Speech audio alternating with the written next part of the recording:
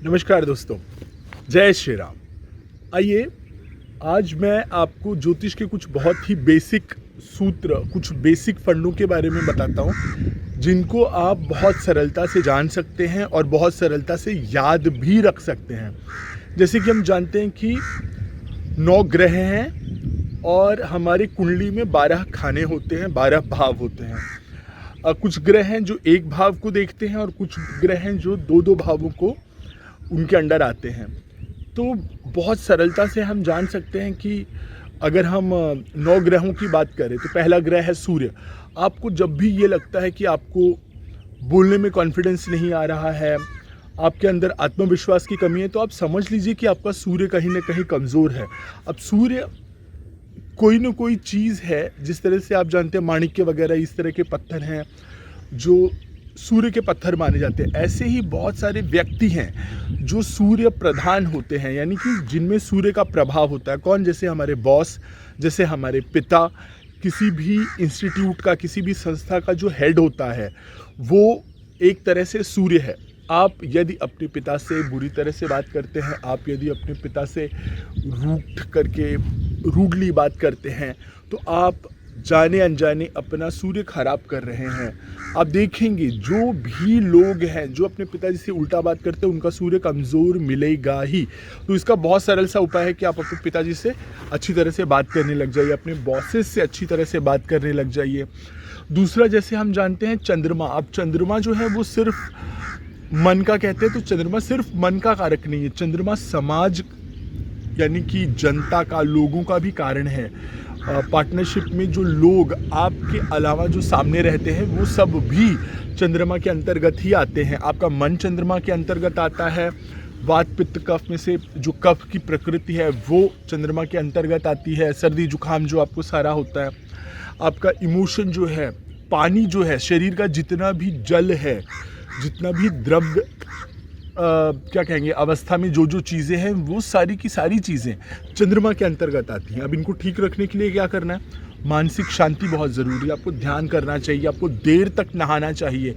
जितनी देर आपके शरीर पर पानी गिरता है उतना ज़्यादा आपका चंद्रमा अच्छा होता है, आपका मन मजबूत होता है। तो आप इस तरह से अपने चंद्रमा को मजबूत कर सकते हैं। और माता की सेवा तो मैं हमेशा बताता हूँ, माता के पैर दबाइए, उनको खाना परोस करके ला करके दीजिए। वो खाना खा ले तो उनकी थाली उठा करके रख दीजिए, धो दीजिए, उनके पैर दबाइए।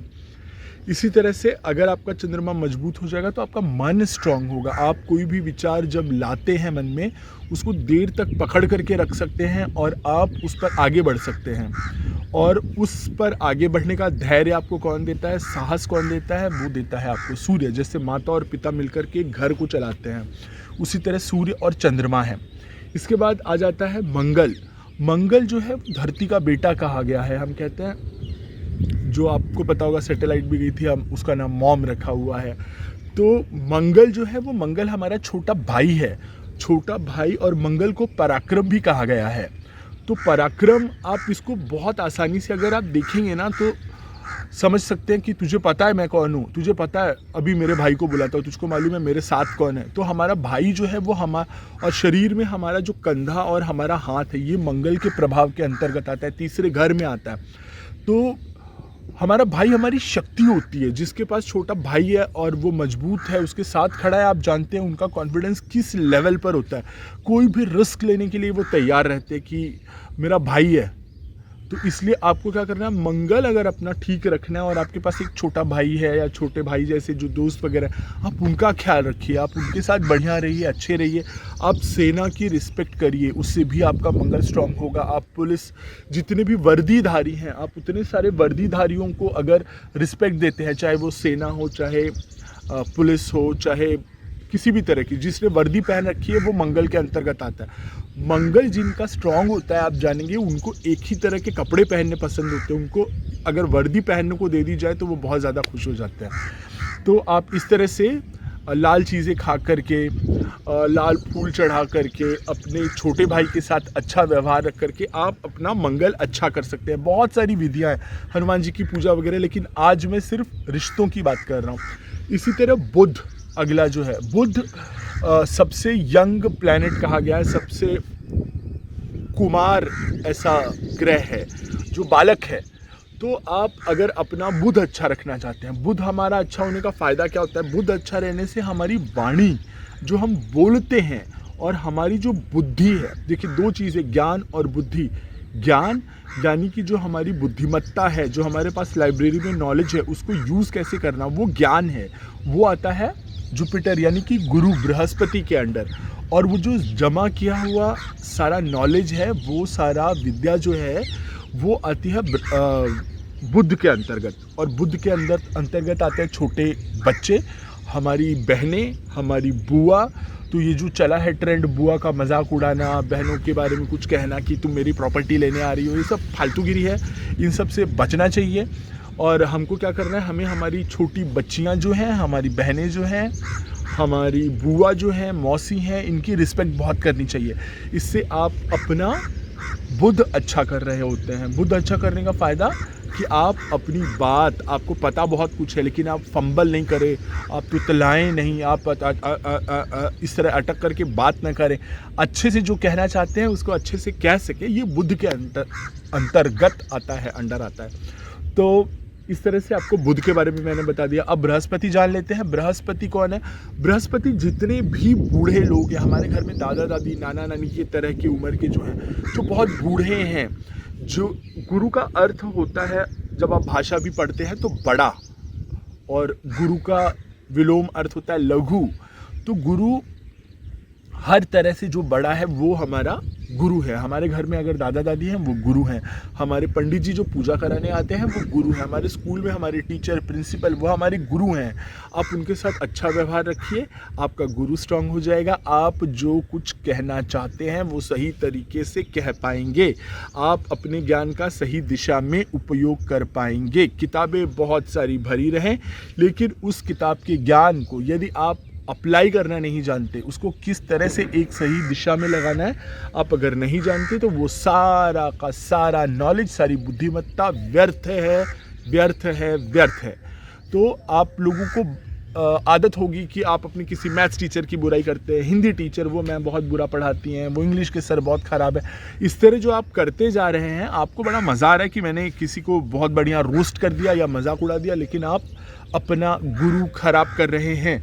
आप जानते हैं टीचर के कुछ बच्चे बड़े पेट्स होते हैं कि वो बड़े प्रिय बच्चे हैं उनके, आप उनकी खासियत देखते हैं, वो कभी टीचर्स की बुराई नहीं करते, वो टीचर्स की गुड बुक में होते हैं, और जो टीचर की गुड बुक में है वो बच्चा पढ़ने में अच्छा रहता है, अक्सर ऐसा ही देखा गया है। तो अपने टीचर्स का, वृद्ध लोगों का, ज्ञानी गुणी लोगों का, और आप जानते हैं कि आप सिर्फ टीचर्स तक ही नहीं, अगर आप समझो आप अपना गुरु अच्छा करना चाहते हैं, आप किसी संस्था में गए, किसी बिल्डिंग में गए, कोई ऐसी संस्था है जहाँ पे कोई एक व्यक्ति है जो कई सालों से वहाँ पे काम कर रहा है, जैसे फायर ब्रिगेड ऑफिस में आप अगर समझिए गए, या किसी हॉस्पिटल में गए, कोई वार्ड बॉय है जो सालों से वहाँ पे, कोई बूढ़ी नर्स है जो सालों से वहाँ पे, उसके पास गुरुता है उस ज्ञान की, उस नॉलेज की, उसके पास भंडार है। आप उसके साथ बैठिए, 10-15 मिनट बात करिए, और आप अनजाने में बहुत बड़ा उपाय कर रहे हैं आपके गुरु को स्ट्रॉन्ग करने का। गुरु ज्योतिष में पता नहीं कितने ही चीज़ों का मालिक है, पता नहीं कितने घरों का मालिक है, तो इसलिए आप अपने गुरु को ज़रूर से अच्छा बनाइए, और अनुभवी लोगों से बात करिए। जिन लोगों के पहले खाने में गुरु है, ऐसे लोगों को, या जिनके भाग्य के यानी कि 9वें खाने में गुरु लिखा हुआ है, उनके लिए तो ये अनुभवी लोगों से बात करने की जो ट्रिक है, ये रामबाण उपाय है। थोड़े थोड़े दिनों में आप क्या करिए, आप किसी न किसी अनुभवी कहीं पे देखिए, कोई, अच्छा मेरी उम्र कम है, दाढ़ी सफ़ेद है, तो कहीं पे भी आप जहाँ पक्के बाल वालों को देखते हैं उनके साथ बैठ जाइए, उनके साथ बात करिए और उनके अनुभव का लाभ लीजिए। इसी तरह से अगला प्लैनेट आ जाता है शुक्र। शुक्र फिर से लड़कियां हैं, स्त्रियां हैं। आप स्त्रियों को अगर दुखी करते हैं, नाराज़ करते हैं, आपका शुक्र कमज़ोर होगा। आप किसी सुंदर चीज़ को ख़राब कर देते हैं, कहीं आप गए, बढ़िया सुंदर सी दीवार दिखी, कोई आर्टवर्क दिखा, आप उसके ऊपर अपना नाम गोद करके आ जाते हैं। किसी भी अच्छी चीज़ को आप गंदा कर रहे हैं, जो चीज़ सुंदरता बढ़ाने के काम आती है, तो आप अपना शुक्र खराब कर रहे हैं। आप अच्छे से तैयार हो रहे हैं तो आप अपना शुक्र अच्छा करते हैं। शुक्र क्या करता है? शुक्र पैसा है, शुक्र हमारे जीवन में यश है, वैभव है, जितने सुख हैं हमारे, जिनको हम लग्जरी कहते हैं, वो आप अच्छा इत्र लगाते हैं, आप अपना शुक्र अच्छा कर रहे हैं। आप अच्छे साफ़ सुथरे कपड़े पहनते हैं, आप अपना शुक्र अच्छा कर रहे हैं। इस तरह से आप अपना शुक्र अच्छा कर सकते हैं। आप छोटी बच्चियाँ हैं, उनको कुछ मीठा खिला सकते हैं, पूछ करके क्या उन्हें खाना है, ठीक है। इस तरह की चीज़ें करके आप अपना शुक्र अच्छा कर सकते हैं। लड़कियों की इज़्ज़त करके, साफ़ सुथरा घर रख करके, घर को सजा करके, अपने आप को सजा करके। इसके बाद अगला हमारा जो प्लैनेट आ जाता है वो है शनि। शनि है सूर्य का एक मेहनती बेटा। सूर्य के कुछ बच्चे हैं, जैसे सूर्य के यम हैं, जो पाप पुण्य करने के लिए जब कोई व्यक्ति मरता है उसको लेकर के जाते हैं। तारने वाली माता यमुना, ये सूर्य की पुत्री हैं। और इसी तरह से शनि भगवान जो हैं ये भी सूर्य के पुत्र हैं। बहुत सारी कहानियां हैं, वो उनके ऐसे पुत्र हैं, वो उनके वैसे पुत्र हैं, लेकिन नहीं भैया, सूर्य का स्वभाव, सूर्य के जन्म की कहानी मैं आपको कभी सुनाऊंगा। सूर्य के जन्म के लिए माता दिति ने भगवान से कहा था, मुझे एक ऐसा पुत्र चाहिए जो किसी में भेद न करे। तो सूर्य पैदा हुए हैं तपस्या के बाद, और सूर्य किसी में भेद नहीं करते। वो जैसे रेगिस्तान में रेत पे जैसे धूप डालेंगे, वैसी ही धूप वो पहाड़ों में, और वैसी ही धूप वो नदियों पे, हर जगह इक्वली वो समभाव से सबको देखते। तो उनके बच्चे भी वैसे ही हैं, पक्षपात नहीं करते हैं।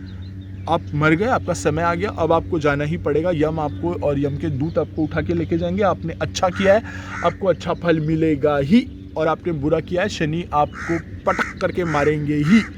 आप सीख जाते हैं अच्छा करना, तो शनि का काम है रिवॉर्ड देना, वो आपको रिवॉर्ड देंगे ही।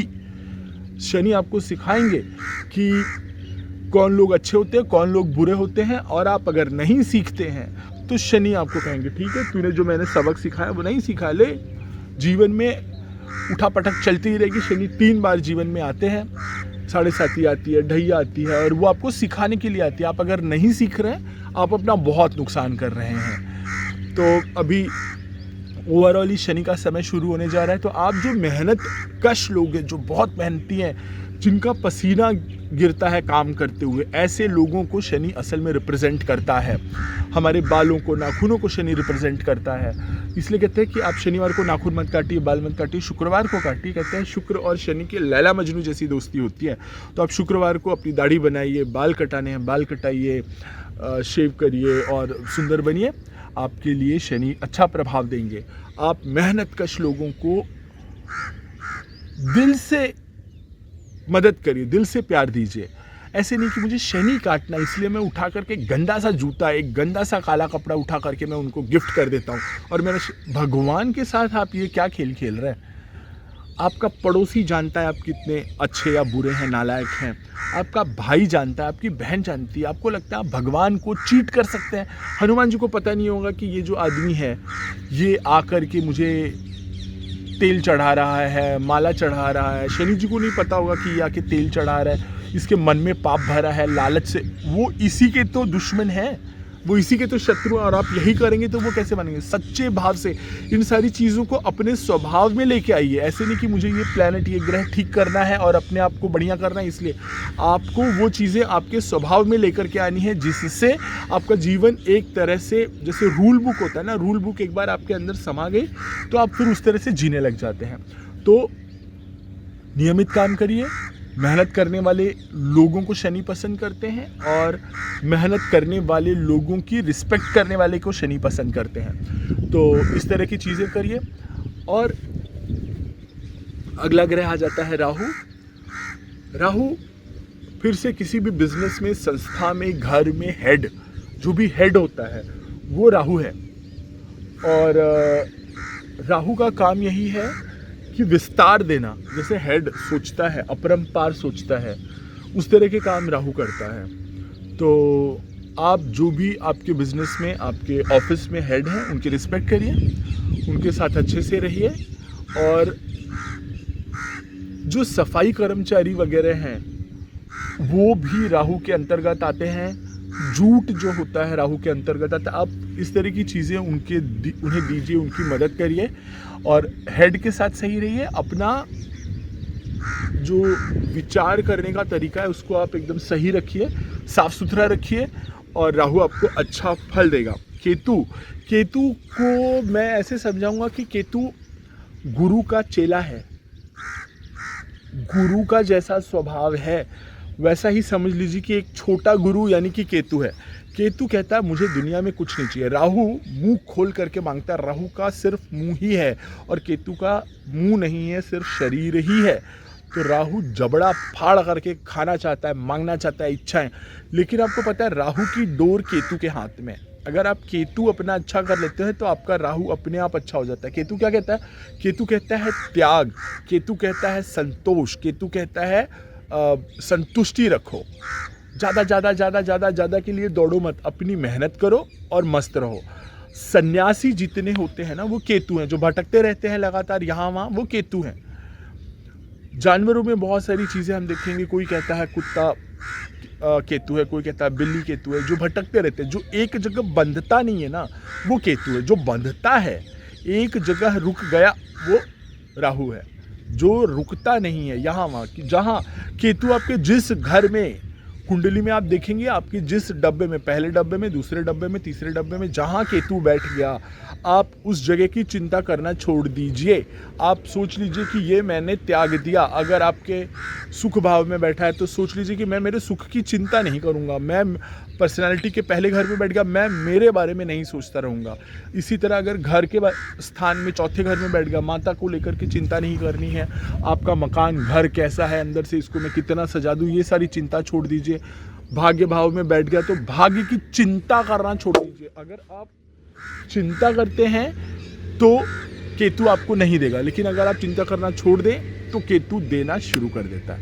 तो इस तरह से एक बहुत छोटा सा मैं आपको मंत्र बता देता हूँ जो आप रोज़ 9 ग्रहों के लिए कर सकते हैं। मंत्र छोटा सा है, कहते हैं ब्रह्मा मुरारी त्रिपुरांतकारी भानु शशि भूमि सुतो बुधश्च गुरुश्च शुक्र शनि राहु केतव सर्वे ग्रहा शांतिकरा भवन्तु। याद रखना कितना आसान है। शुरुआत करते हैं जब तो हम कहते हैं ब्रह्मा मुरारी त्रिपुरांतकारी। हमने याद कर लिया किसको? ब्रह्मा जी को, मुरारी यानी कि भगवान विष्णु, त्रिपुरारी का त्रिपुरांतकारी, त्रिपुरा राक्षस का अंत करने वाले त्रिपुरांतकारी यानी कि भगवान शिव। तो ब्रह्मा मुरारी त्रिपुरांतकारी। अब भानु अर्थात सूर्य, शशि यानी कि चंद्रमा। तो आप ऐसे याद रखिए, रविवार, सोमवार, भानु शशि भूमि सुतो, भूमि सुत मंगल, बुधश्च बुध, गुरुश्च शुक्र, गुरु शुक्र, शनि राहु केतवः। हो गए 9 ग्रह। सर्वे ग्रहा शांतिकरा भवन्तु। इस तरह से आप 9 ग्रहों को शांत कर सकते हैं, उनको समझ सकते हैं। मैं और वीडियोस लेकर के आऊँगा। आपके अगर कोई प्रश्न है तो आप मुझे कमेंट्स में पूछ लीजिएगा। ये चैनल अच्छा लगा तो इसे लाइक शेयर और सब्सक्राइब कर लीजिएगा। और मैं बार बार कहता नहीं हूँ सब्सक्राइब भी कर लीजिएगा, इसलिए मैं फंबल भी मार गया। तो आप इसे अपने दोस्तों के साथ भी बांट दीजिएगा, जहाँ पर आपको ऐसे लगता है कि भाई इस आदमी की ये चीज़ अटक रही है, ये अपने माँ पिताजी के साथ बुरा है। आप समझ जाओगे कि आपका वो मित्र या जानने वाले का कौन सा प्लेनेट ख़राब है, और आप ये जो वीडियो है उसे भेज करके उसे आगाह कर सकते हैं और आप उसकी मदद भी कर सकते हैं। तो आज के लिए बस इतना ही करते हैं। राधे राधे, जय श्री राम।